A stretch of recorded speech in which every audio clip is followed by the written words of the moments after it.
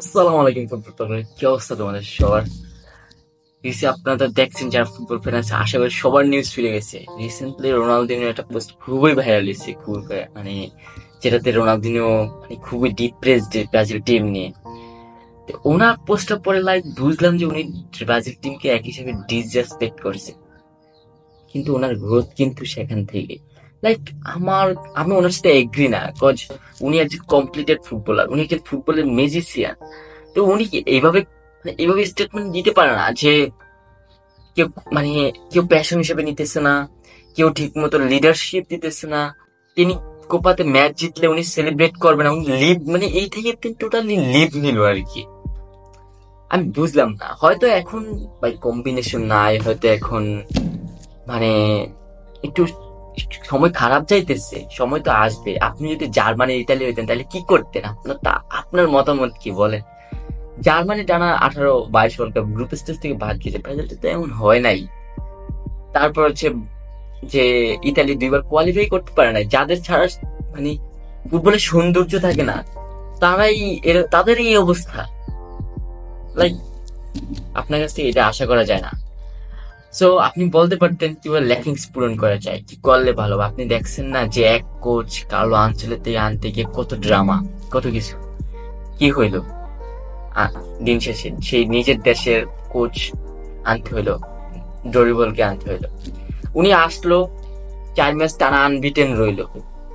আমাদের কাছে এটা হিউজ, মানে ফ্যানদের কাছে এটা হিউজ, কজ সেই ক্রোয়েশিয়ার সাথে কোয়ার্টার ফাইনাল থেকে বাদ পড়ার পর থেকে এই 4 ম্যাচ আগ পর্যন্ত যতটুকু হতাশ ছিল ব্রাজিল ফ্যানরা, যতটুকু আমার জানা মতে, আমি জানি না অন্য কেউ ছিল কিনা। এক কোচ নিয়ে কে আসবে, কি করবে, এই অগোছালো টিমকে কিভাবে হেল্প করবে, কেউ বলতে পারে। এই ডরিবল এসে একটু গুছাইলো, সবার মনে একটু আশা জাগাইলো যে কোপাতে কিছু একটা করবে। আসে না, বলে যে লিজেন্ড ওই একটাই আসে, আর কখনো ওর মতো কেউ আসে না। মেসি রোনালদো এরা একবারে আসবে, আপনার মতো প্লেয়ার একজনই আসবে, নেইমার একজনই আসবে, সবাই একজন, কাকু কাকা এরা একজনই আসবে, পেলে একজনই আসবে, ম্যারাডোনা। বলা যায় আসলে, কিন্তু এরা বারবার আসে না। হয়তো ইয়ং প্লেয়ার, এখন এরা হয়তো কম্বিনেশন তৈরি করতে পারতেছে না, করবে, একটু টাইম তো লাগবে, 2-3 বছর লাগবে। 26 মানে ওয়ার্ল্ড কাপ চায়, মানে এটা ধৈর্যের ব্যাপার সবার আছে। কেন আর্জেন্টিনা টানা দুইবার চিলির সাথে কোপাতে হারছে 15-16 সালে?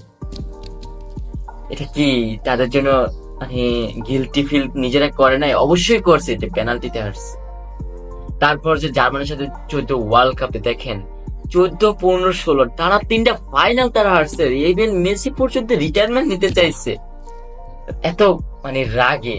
কিন্তু সেদিন সে আবার আসছে জাতীয় দলে। কেন? তারা যান নেভার গিভ আপ। এখন মেসি সেই কমপ্লিটেড ফুটবলার। ব্রাজিল টিম, এখানে প্যাশন আছে। এই শার্ট হচ্ছে কি আপনাদের জন্য, এই শার্ট যারা পরে তারা তো কম প্লেয়ার না, তারা তো কম এইমে এখানে আসে নাই, তাদের লক্ষ্য বিশাল।